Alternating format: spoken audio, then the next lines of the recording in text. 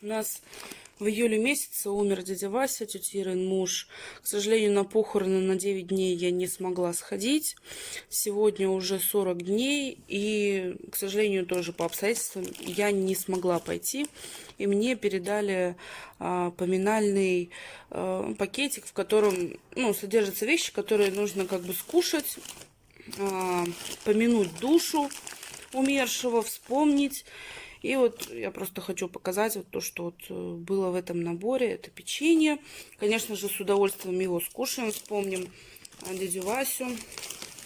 Дальше что мне тут? Не знаю, сейчас распакую вместе с вами. Ага, это кружечка. Вот буду пить с этой кружечки и его вспоминать.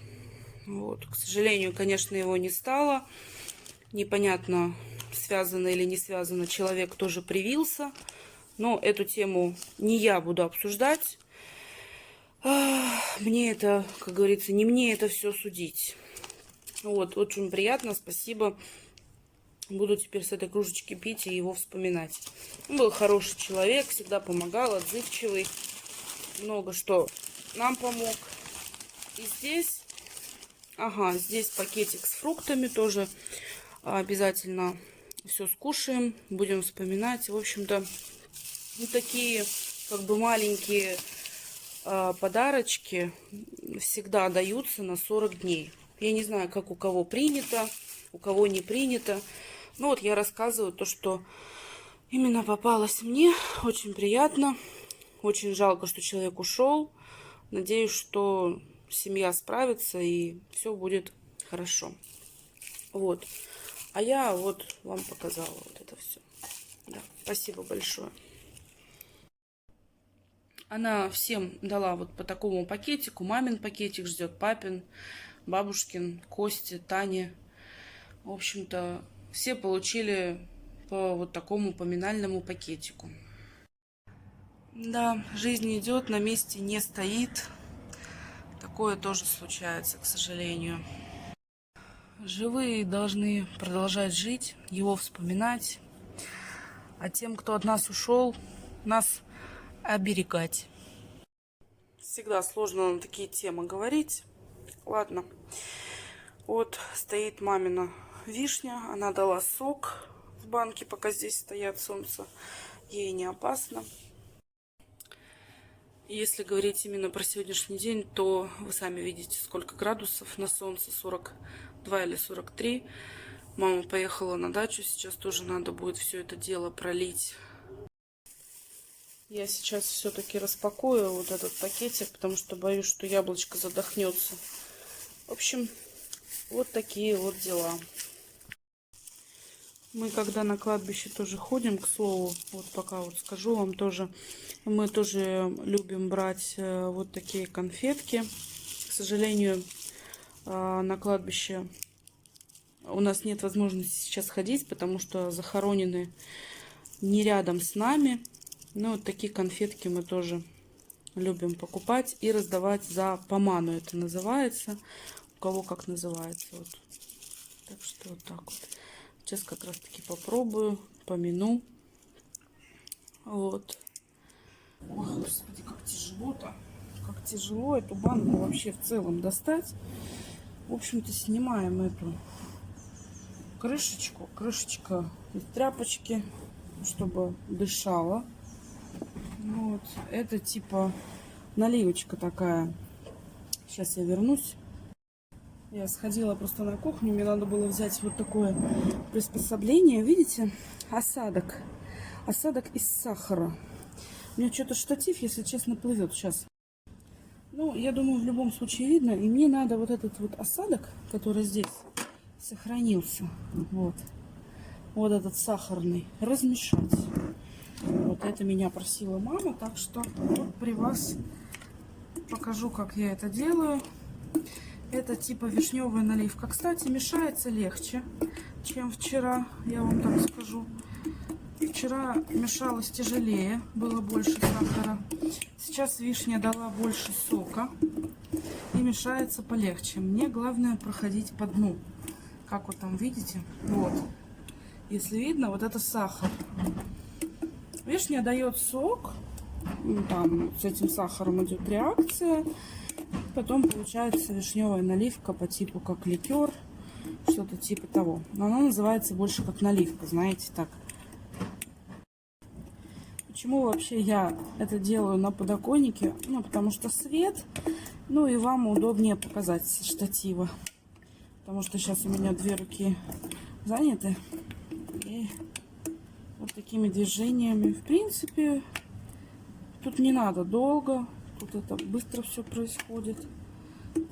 Брожение, процесс. Я не убираю вот это в теплое, в темное место. Можно и здесь на свету оставлять.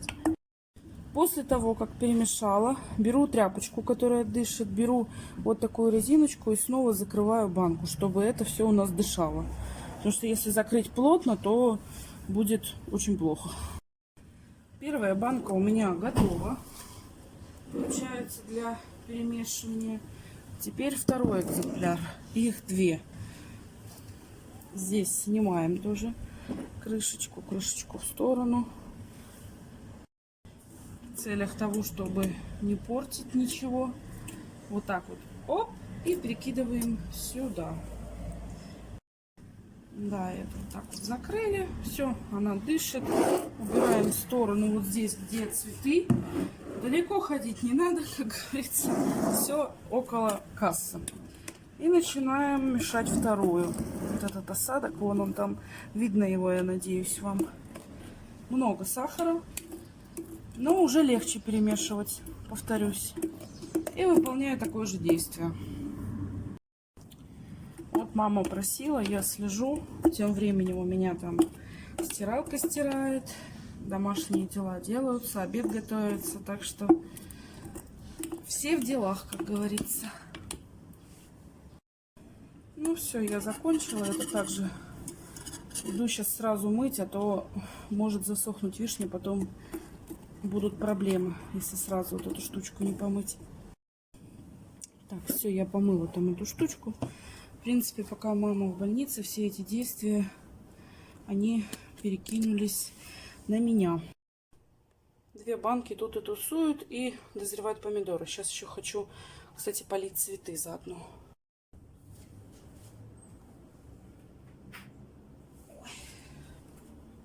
Ну что, ой, а вот это я достала уже с темного места.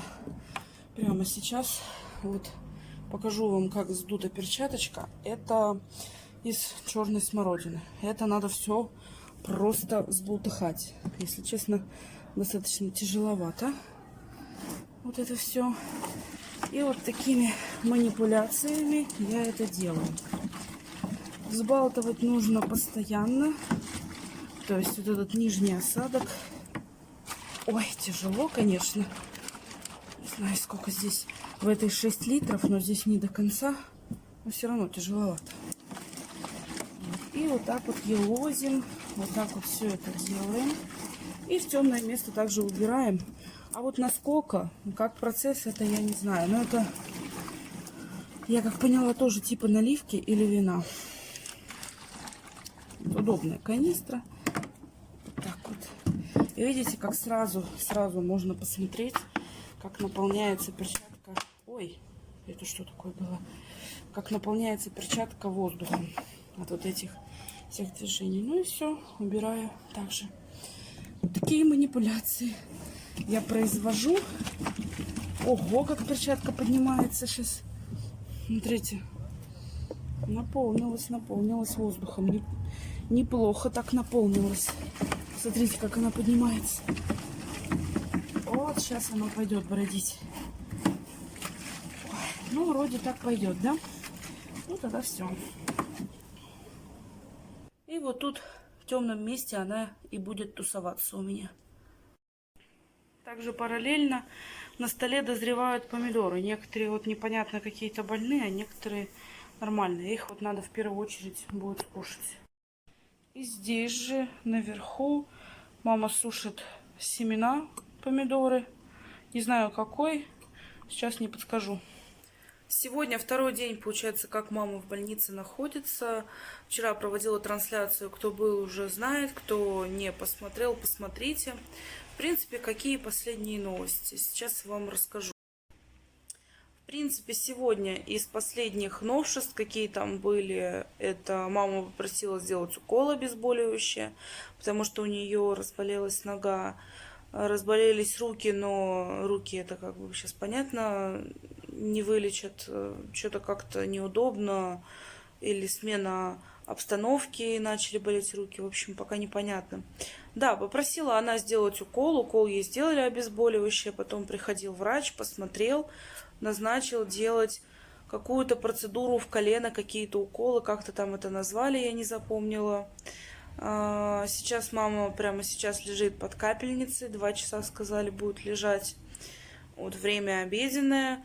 Так что она попозже покушает. Сейчас пока не звоню, потому что тоже нельзя. Ну и посмотрим, на какой период назначили эти капельницы. Но я думаю, что неделю точно она еще там пробудет. И посмотрим, какой результат будет после того, как вот какой-то там... Ну, вот они назвали в колено какие-то уколы. Не знаю, поможет или нет. Надеюсь, что поможет. И обойдется все без вот этих операций. Потому что не хотелось бы, конечно, операции. Но потому что по состоянию костей там все нормально. А колено болит. В общем-то, вот так вот. Сдавала она сегодня также анализы.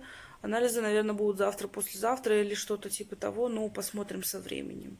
Так, за окном дождь, повторюсь, сейчас прохладно, сейчас, в принципе, нормально лежать в больнице, нету такой прям адской жары, как была до этого, поэтому лежится, в принципе, легко. Ну, ей скучно, правда, она взяла с собой книжку, она там читает. Конечно, тяжелое время в больнице проводить, это достаточно тяжело. Ну, вот такие вот последние новости, будем следить за ее состоянием дальше, надеюсь, что все будет хорошо и скоро она вернется домой. Сейчас проливала цветочки под вечер, кстати, вышло солнышко. И вот мама тут посадила свою бегонию уже в горшочек, что буду за ней следить. Так как это мамина любимая постельная, скорее всего, я сейчас тоже его перестираю вместе с пледом. Итак, цех по переработке продуктов. Я не знаю, что с этим делать. Что делать с помидорами, с чесноком и луком. Вот такой у меня набор. Я вот сижу и думаю, что же мне начать готовить, чтобы вот это все пошло в переработку. Потому что это все осталось после солений. Чеснок почищен. Надо это все что-то придумать. И я вот сижу и думаю, не знаю, что же мне такое придумать. Ну, в конечном итоге я порезала помидоры, обжарила фарш, лук, чеснок, морковку. И все это дело сейчас будет еще тушиться. Так, ну что, я решила к этому ко всему макароны спиральки сварить отдельно. Потом перемешаю, и итальянский обед готов, можно так сказать. Ну, по итогу вообще получилось вот так вот, со спиральками. Фарш и овощи. Пойдет. Чтобы больше сочности было, добавила вот сюда. Пусть стоят. Тут как раз еще на 2 порции. Так что вот так вот. Ингредиенты все в деле. Все, отлично. Смотрите, какой помидор у нас вырос на даче. С пупырчиком вот таким. Бывает же, да? Так не захочешь, вырастет. Вот так вот покажу, более фокусировка. Вот. Такой индивидуум тоже бывает временами. Ого! Ого, ребята, у нас апокалипсис какой-то. Просто дичайший какой-то ураган. Я везде окна позакрывала. Ну, как сказать, позакрывала. У меня как захлопнулось окно само по себе. Ну, наверное, все, это уже конец лета официального. Что-то у нас, вот женщины, все по балконам повыходили, видите? Тут балкон вышел. Вообще лучше удалиться от окна, товарищи, господа. Лучше удалиться. Но дождь вот начался сильный. Ветер очень-очень такой прям. Вот сейчас как-то затишье перед бурей, видимо. Потому что вот именно вот это дерево так ходит. Капец. Ну, всех разогнала, конечно. Ой, это молния была. Видно было, нет? Я всю технику дома, короче... Ой-ой-ой-ой-ой-ой-ой-ой. Ой-ой-ой, как ходят эти мои подоконник. Обалдеть. Надеюсь, с окном будет все в порядке. Ой, вообще дождь такой начался. Вот эта вот машина черная, конечно, в зоне риска. В зоне риска под таким деревом, которое вот так вот... Ого! Слышно было или нет? Ничего себе. Громыхнуло. Конечно, сейчас машина прям в опасности. Ровным счетом, как и эта девушка в опасности. Так идти, конечно, надо скорее домой. Я и не знала, что будет сегодня такой дождь, такой апокалипсис. Что-то как-то прям вообще... Ну, вообще все, вроде все успокоилось, так что открываем, в принципе, окно. Свежий воздух пусть заходит, слава богу, он свежий. Ну, вот какая-то, знаете, напасть временная была на 5 минут. Ну, слава богу, что все закончилось. Итак, давайте поделюсь с вами последними новостями, которые у меня есть по поводу мамы. Мама лежит уже, получается, 8-9 день в больнице. Сегодня врач вечером сказал, что завтра выписка. Так что это просто прекрасные новости. Что делали? Все эти дни делали капельницу. Я не выходила на связь, потому что как бы было не до этого. Но теперь вот вам вкратце так расскажу, и это видео, соответственно, выпущу.